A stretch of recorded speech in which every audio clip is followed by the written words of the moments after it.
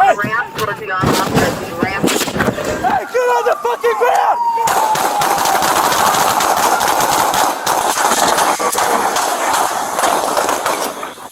Hey guys, welcome back to John's Bar. Cheers. Surviving a Badge, and we're going to talk about wild and crazy police pursuits. We're going to talk about old police cars and fast police cars and crazy police cars, and we're just going to really get into the shit. All right, stay tuned. Come on back.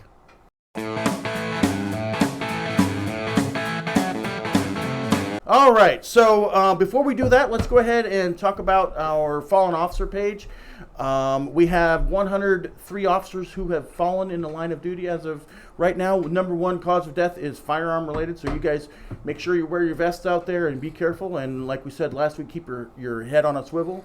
And number two is vehicle related, so we're going to talk about vehicle. Also related to last week's. Also related to last week's. Yeah, very good. Absolutely. So to the 103 and their families, we salute you. Salute. Salute. And God bless you and your families. What are we drinking today, John? Well, we're going to try a beer. No. Beer? A beer moment. Elysion, the Great Pumpkin, an Imperial Pumpkin Ale. And Elysion is a brewery out of Seattle, Washington. Great Northwest there. Oh, well, the Northwest. The Northwest, yeah. Well, so, yeah. I'm not going to say Seattle is great. Well, yeah. You know, it's... Very similar to last week's. But it's a less. Yes. Yeah, That last one, I thought I was drinking a pumpkin pie. This has some pumpkin spice to it, but it doesn't punch me in the face like last week's. Yeah, this one is a little less, I would say. very similar. Yeah, very similar. I like it. I will give this one a 7.5. Yeah, I'm going to give this one a 5.5. It just doesn't do it for me. It's not a bad beer. Just, it's not. I'm going to give it a 6, and it doesn't quite hit what they're looking for, in my opinion. Yeah. Our beer moment is brought to you by Christian and Tom Clan Realtors. If you guys are ready to buy or sell your home or a piece of property here in the Central Florida area, please reach out to Kristen and Tom. Kristen is a former school teacher. Tom is a retired law enforcement sergeant. He's also a veteran Marine, and there's no one you can trust better with your real estate transaction than these guys. We really appreciate your sponsorship. Thank you so much, guys. And our next beer moment sponsor is Clem & Company Property Investments. Also Tom Clem. If you're ready to buy or sell that piece of property or that house, you just want to get out from under it, make a little money, and move on, Tom is your guy. Like I said before, retired law enforcement sergeant, also veteran Marine. We appreciate all of your sponsorship. Thank you so much for the beer moment sponsorship. And back to the show. All right, so we're going to talk about police pursuits, and I know LT is going to love this part. And LT is one of the premier car guys that I know. I remember listening to him being able to pick a car from 3 miles away, blacked out, heading away from you, and you could say, oh, I think that's a 1997 Buick Skylark XL. And I'm like, what? Because of all the time you spent on the road, maybe that's it. Yeah. Yeah. No. I was always impressed with his his ability to identify vehicles. All right. So Chris Taylor used to laugh and he'd say, "Okay, and what color is the interior?" Yeah. I'd say, "Well, that model with that color usually came with a tan interior." And he goes, "You're killing me, man." So I have a little bit of a quiz, if you will, in a few minutes. So before we go into some history and stuff, the boring stuff, I want to ask you guys what your think about, and I'll tell you mine first. What was your scariest or wildest police pursuit?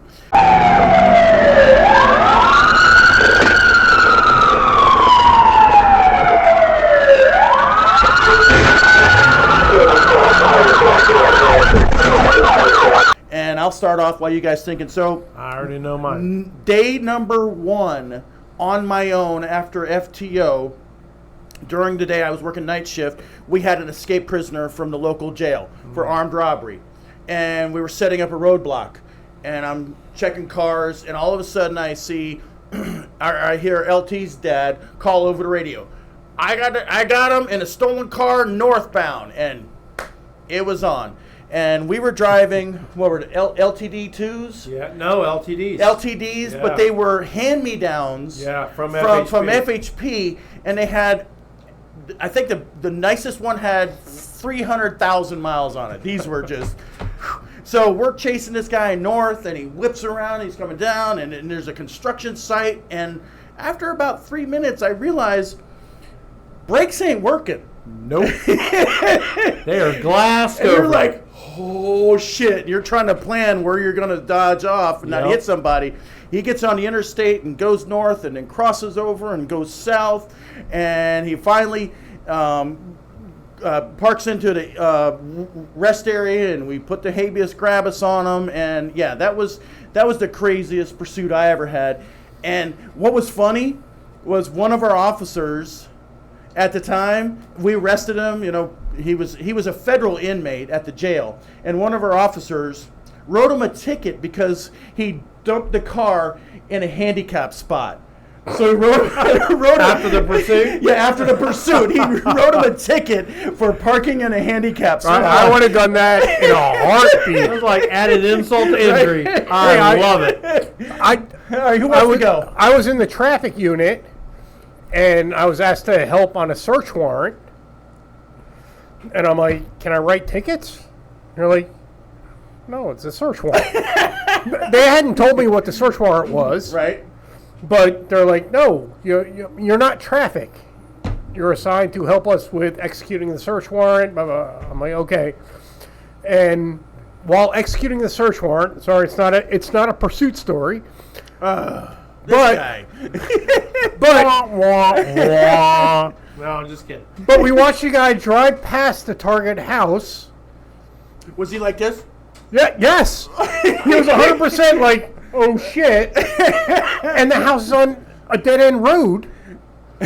So he just drives up into the house across the street and abandons the truck and trailer that he had with it because it was a stolen property search warrant that we were executing and all that stuff. And we ended up catching a guy, but the trailer was stolen. He had a suspended license, and I'm like, I wrote this son of a bitch like 15 tickets. Nice. And we were handwriting. And that was when you had to handwrite them. Oh, back when we used to say press hard, five copies. That took a little while. Yeah. LT, what do you got? You want the scariest? Whatever. What the most exciting that our lovely audience would love to hear. All right. So I was on a police motorcycle.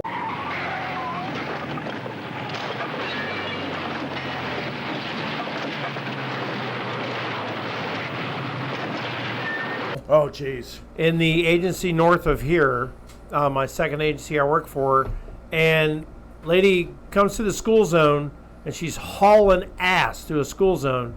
So I go to try to pull her over, and she takes off. And was this morning or in the afternoon? It was in the morning. Okay. And we're going all through the Stetson area and all that. Well, okay, here we go. I know what the comments are going to be already. No, I wasn't on a horse. I was on a motorcycle. We had a microphone that was clipped to the fairing of the motorcycle.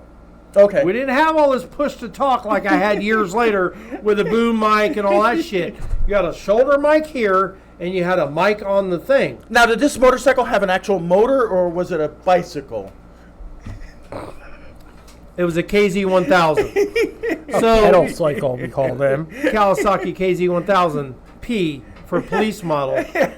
Same one, basically, that Chips drove in the Chips freaking TV show. Anyway, so we're going down through, and we're going down Stetson, and every time I'd get to a straightaway where I could get up, the actual speed. Get on it. I would freaking grab the mic and say, I'm headed down it, because I kept trying to do this. But doing this across the motorcycle and all, it was just easier to grab this and then throw it in my lap. Okay. And then, you're doing this and you're trying to downshift and turn and everything else. Well, at some point, I don't know at which point, that microphone ended up under the motorcycle, bouncing on the road, and it got under the rear tire and ripped it completely out of the dash. Yeah, that's called it Murphy's Law. And I'm like, oh shit, now I only have one radio. It's here. So I'm trying to drive. This is the clutch hand. And I'm trying to tell them where I'm at and do all this. Anyway, when we got all done, we caught her. She had a suspended license. She only had like 3 suspensions on her license for, just piddly shit. Probably wouldn't have arrested her, just wrote her a ticket and wrote her a ticket for the school zone. But now she's going to jail for fleeing and eluding. Yeah. And my sergeant shows up, Dick Melton, God bless his soul. He's not with us anymore. He shows up and he goes, "You all right?" Because he was also a motor officer back in the day. And I went, "Holy shit, dude." I mean, I was shaking like this. Yeah. I said, "You got a cigarette?" Because I smoked and I was out. And because I was going to the store when I stopped her. Right. And I went, "I just need a cigarette and just to sit here for a minute. That's all I need." That was some scary ass shit, man, on a motorcycle. Yeah. Because it was just me. Yeah, I never rode a motor. I can't imagine. A car's scary enough. I do got to tell you, though, after a pursuit, that's coming you out your pursuit towards the end of your shift. Oh, yeah. The adrenaline dump. Right? Yes. Oh my God. Dude, an hour and a half, 2 hours after pursuit, you cannot keep your freaking eyes open. And you're trying to write a You're report. You're done. It's like, Your hands are shaking. I remember when we used to have to write a report. Yeah. And that report there, using the stone tablets. yeah. Right? The sergeant tells me, he goes, "All right, well, just meet him over there at the PD," because we had a lock up there at the PD. We brought him in there. And he goes, "Start writing a report." I literally, I'm going to use a cigar, I went in and I sat down and I'm trying to write the report, and the pen is like this, and I'm like, "Oh man, screw this, dude. I'm just gonna have to sit here for like 20 minutes." Right. Oh yeah, And because that adrenaline dump is 100% real. Yep. All right. So let's talk about some police cars. Let's talk about LT's wheelhouse. 1920 NYPD first started driving. Not you. No. You said in my wheelhouse. No, You cars. said Cars. 1920. Let's go with cars. Yeah, 1920 was when police cars really got into effect with NYPD. So, and then Ford introduced in 1932 the Flathead V8. So that had to be just freaking awesome. Whose car was that the choice of? I don't know. Teddy Bonnie Roosevelt. and Clyde. Oh, Bonnie. Oh, yeah. Any car they stole, they always stole a Ford V8 because they knew it was the fastest car and they could get away. Well, with it. holy shit, you really did pick the car guy. I know, right? So, 1940s and 50s, the big three came in: Ford, Chrysler, Chevy. They GM, sorry, Dodge, and they really monopolized the market with the police packages. What's in a police package, LT? Usually it's extended oil cooling, transmission cooling, and just a little bit larger radiator. Something about suspension too? It's got a cop motor, a 440 cubic inch plant. It's got cop tires, cop suspension, cop shocks. It was a model made before catalytic converters, so it'll run good on regular gas. And nowadays, no, it's not fucking Blues Brothers where they have cop shocks and cop tires and cop brakes. And no, there ain't none of that bullshit. Blues Brothers. There ain't none of that bullshit. And I should have put that on the quiz. I can tell you that the Dodges, they had the 440s in them with the 4-barrel carburetors, dual exhaust. And yes, the civilians could get that, but all of the cop cars had those back in the day. And you know what? If they you were want to do this badass. episode, because 1969, Plymouth took first place with a 440. oh, So- sorry. Such an asshole. Okay. Go ahead, Camille. Ask John. So, Not a fucking clue. 1969 came around, and Plymouth came in with the 440s. In a Dodge Coronet. Right, and it's a beautiful car. 1970s come around, and here's where the quiz comes in, the trivia comes in. All right, car trivia time. I'll just hush. Buzz in if you know with your name if you know the answer. I have no fucking clue. I'm already telling you. So I'm going to give you the TV show, Oh, I and might you not are get going this. to tell me the car and you don't have to give me the year, but I'm going to give you a cop TV show, and you're going to give me the car. All right. So number 1, Adam 12. That was a Chevy. That was Well, first of all, you did not call in. Ronnie. Ford Fairlane. And Okay. it was a Plymouth Satellite. Okay. Okay, well, I will get 0 answers correct. So, All right. Camille, if you want to win a cigar, This is the time to do this it. would be the time He to do already it. knows the All right, answers. All right, so the second question, Starsky and Hutch. Call in. John, I know it was a Plymouth vehicle. No. Oh, It was not Plymouth. It was Ford Torino. Ford Ronnie. Torino. Yes, Ford Torino. Ah. All right, third car, Magna PI. Ronnie. Ferrari. Yes, Ferrari. All right, here's my I had to put this one in here. Colombo. Ronnie. Ford Galaxy. Nope. Foreign car. 500. I'll give you guys a hint. It's a foreign car. Oh yeah, I know. It's a stupid little piece of crap. Hey. No. That's my guy. That was the intent. All right, John. It was like a Peugeot or something. It like was a that. Peugeot. See, John's I'll on get the nothing board. correct. It's tied, 1-1. All right. Next one, Miami Vice. Ronnie. Lamborghini. No. John Corvette. No. It was a Ferrari Daytona Spider. Yes, it was. Damn it. Okay. Mad Max 1 and 2. Ronnie. Barracuda. Who makes Barracuda? Plymouth Barracuda. No. Yes, it was. It was not. It was a Dodge Barracuda. It was. It was a Ford X8 Falcon Coupe. Oh, yeah. But it looked just like a goddamn Barracuda. Hey, All next right. one, Knight Rider. Ronnie. That was a Firebird Trans Am by Yes. Pontiac. Yes, it was. Yes. A modified one. Yep. Yes. All right. Last question. Chips. Ronnie. Kawasaki KZP 1000. Yes, it was. I'm like, you asshole. I was going to go with a Crown Vic. They actually had Crown Vics in there, but oh well. You didn't. All right. You didn't All chime right, in. So Ronnie wins the police car TV trivia game, 3-1. All right. That was fun. All right. So More. next question. What was y'all's first police car? Ronnie. Oh, Horse. we don't have to call? Yeah. Chariot.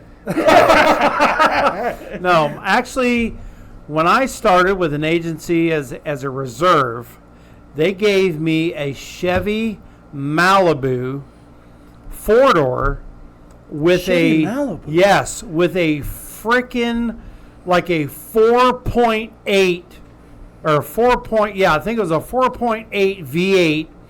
And I'm telling you right now, it wouldn't drag a dead dog out of the house. It was the slowest car I ever drove in my entire life. But when I got full-time, my first car was a Dodge Diplomat. A 2000, oh no, goddamn 2000. Holy shit. A 19, In the year 2000. It was like a 1980-something, 84. I think it was 83 or 84. Dodge Diplomat with a 318 4-barrel. Yeah, mine was a Dodge Diplomat Yeah. too. Yeah, because I became a cop in '89, so it was a Dodge Diplomat. And what's John? funny is they would vapor lock. Yep, they sure would. It would get so hot that the carburetors would vapor lock and the son of a bitch would die and you couldn't get it started. You had to let it sit for like 10 minutes before it would start. Yeah, John. Crown Vic. Crown Vic, which is a great car. Yeah. I remember when we first got Crown Vics; they were just freaking amazing. Yeah. So '80s came around. You had Dodge Diplomats, Grand Fury, Chevy Caprice, Yeah. Ford Mustangs, FHP. Remember when they had the Ford Mustangs? Yeah. My brother had one. Where would they put the Here's prisoner? what's funny. They didn't transport. They called deputies. Okay, I'm like, where do you put somebody? But in that here's thing? what's funny. In 1986 or 87, I rode with my brother, who was a Florida Highway Patrolman, and he had a Mustang of 5.0 Mustang LX. The horsepower, now get this, 245 horsepower is all it had. Really? That was it. But it was so light. But right? it was so light, and it had a 5-speed, on a manual shift, and it would haul ass. But compared to today's Mustang, that thing was a piece of garbage, man. But in the late 70s and early 80s was the gas crunch, and everything was detuned, and everything was down, catalytic converters, so they were fast. Yeah. For that era. So 90s roll around, and I remember working on patrol, and we got our first Crown Vics. I had one day in patrol in the 90s. And 24 minutes. And it was a hurricane. And he had to drive one. He had to go And he on had patrol. to put his uniform on. Right. Yeah, asshole. And we were all shocked that it fit. Yeah. He had to take it and he had to wash it like 4 times to get the cobwebs and shit off of it. so And then take it to Taylor to make it fit. Yeah. Let it out. you remember the Chevy Caprice, how ugly that thing was? What did they call it? What do I have right there? The yeast roll? Yes! The Yeast roll. It had fender flares. It had fender skirts over the rear tires. Oh, that thing was so ugly. Oh, it was so ugly. But I'm going to tell you what, they put the LT1 engine in it. In 1994, they came out with them, and they put the LT1, that day's LT1. The LT1 today is like 4 times the horsepower. They put the They put the LT1 engines in them. And let me tell you something. Those things, for as big and fat and ugly as they were, they would blow a freaking Crown Vic off the road. Yeah, they were quick. Yeah. They were fast. All right, so now modern day we have Tahoes, we have Chargers. Most agencies are going to what? Explorers? Explorers, yeah. Now, why do you think? Room? It's for the storage, the room. Most of them are all-wheel drive, so you can get through the water, you can get through the sand, you can get through whatever. So it's multi-purpose. It is very and multi-purpose. I will tell you one thing. And it's user-friendly, big time. Okay, as many of you can tell, we're not svelte. What? I am. I lift things up and put them down. It's not Flex Friday. Shut up. Flex Friday. It actually is. It is. No, Flex Friday was last week. One, he actually releases the video. It's not. So do not release you're the right. video That's on true. Friday. Anyway. So, but my knees, once I got an SUV, No oh issues. my God. I know. Yeah. Because I'm literally stepping out of the car as opposed to climbing out of the car. Yeah. Okay, John's like 5'7", 5'8". Camille's like 5'8", 5'9". I'm 6'3". Can you imagine getting out of a Chevy Impala that is almost on the ground? So, we're talking about police pursuits and cars and stuff. So, how do we mitigate? So there's a lot of techniques to mitigate pursuits. Everything from, remember when roadblocks, especially in the 70s, you guys used to have TV shows with roadblocks. Agencies eliminated that. Yeah. I kind of got Only if deadly got in forces. trouble for one. Only if deadly force is warranted is the only time you can do a roadblock Right. now. And then we have stop sticks. Yep. Right, where you throw it out there, and part of the issue is some of the bad guys, they will swerve at the officers or they swerve around it. Yeah. But we've seen more stop stick fails, and that has started a debate about the dangers of throwing them at all. Last month, State Patrol Cadet Taylor Tifo was killed and another trooper was hurt while using stop sticks to end a chase in Longmont. And last year, Trooper Bellaman He was badly injured using stop sticks trying to stop a stolen car suspect. Have you guys had success? I had one stop stick throw and I missed. Well, he swerved around it. You guys successful? Yeah, on I it? threw one. I threw the whole damn thing out. I didn't throw it across the street and then drag it Oh, you across. threw it in front of it. He was coming so fast, I threw the whole thing out and screamed like a little girl over the radio. I got him, I got him, All I I got him, heard I on got the him. radio was, "He hit the stop sign! He hit the stop sign!" And it was a bank robber. And by God, we got him.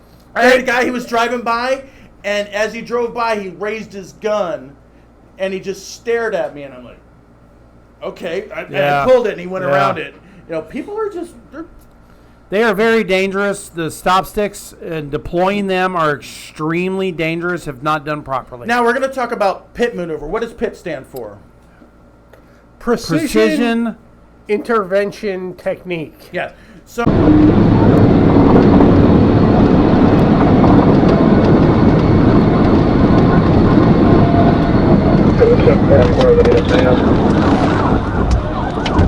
Yeah, just north of 33, slow down, the big roadway.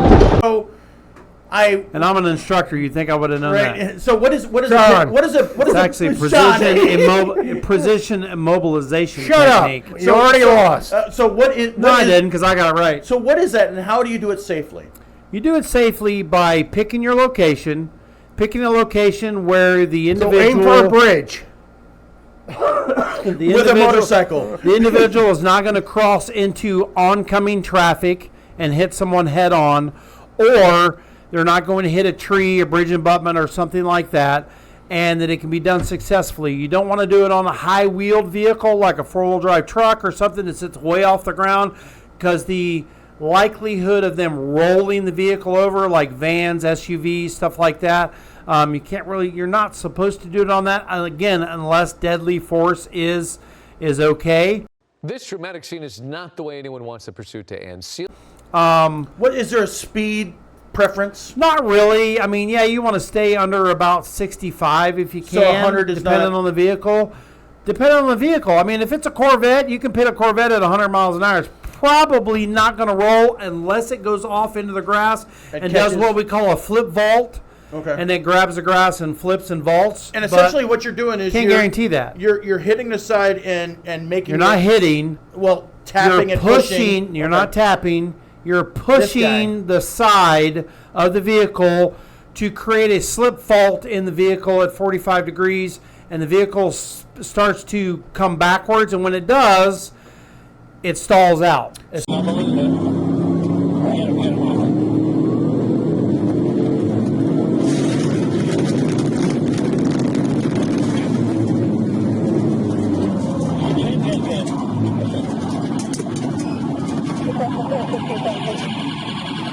soon as the vehicle starts to roll backwards and it's in drive, the vehicle will stall. Okay. Unless it's a standard shift and they push the clutch in, or they happen to know what they're doing and well, I won't say that, but anyway, yeah. It is 100% physics. Right. It is, So absolutely. Since I was reading a report, since 2016, over 30 people have been killed, including officers and pedestrians, in the pit maneuver. Should we stop it? No, absolutely not. And I'll tell you what happens is improper training or lack of enough training.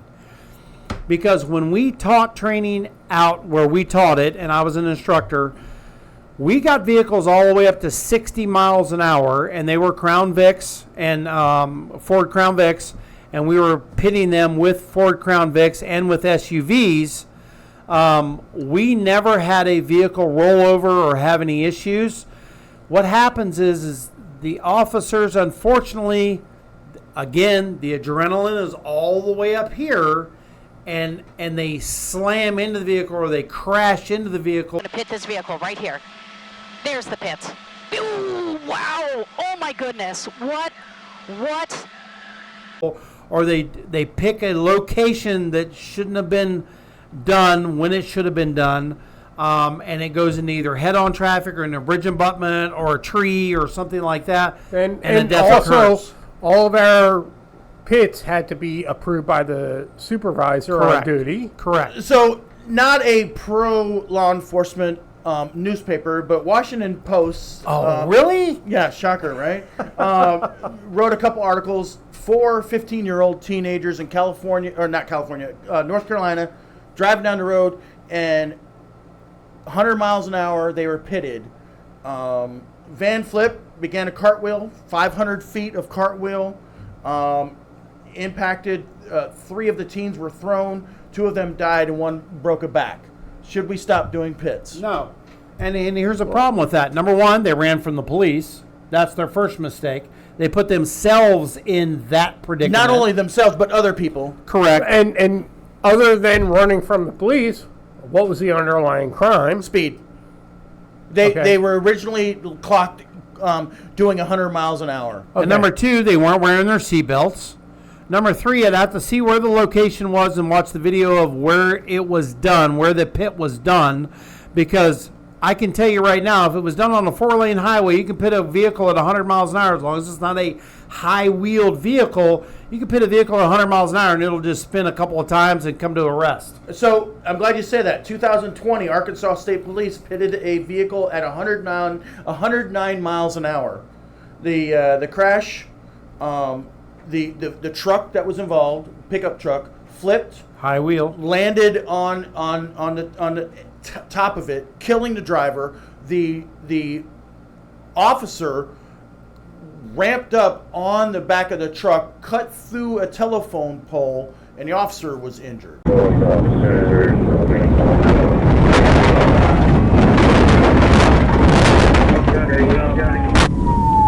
Going ahead and start EMS. Still a good maneuver. Well, the pit wasn't done properly. If he crashed into the vehicle that he pit, it wasn't done properly. Okay.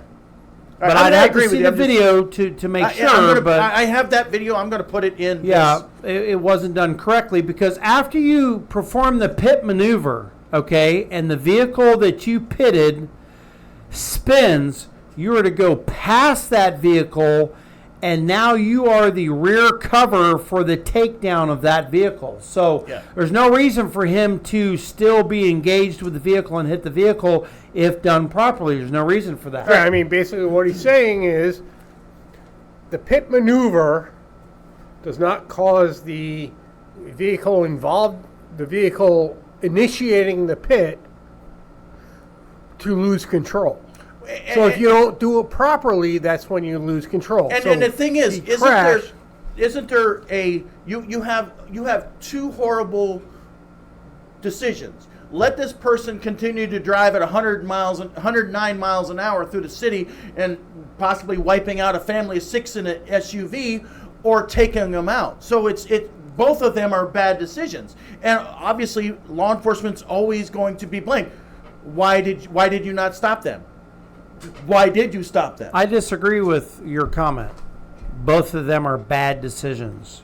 I disagree with that. Not bad decisions, but they're not easy decisions to make. I'm not saying your comment was wrong. I'm just saying I disagree with it. Okay. I mean, they're both bad decisions. I honestly had someone, literally, I stopped someone and, I made contact with him and all that stuff, and he jumped in the car and took off.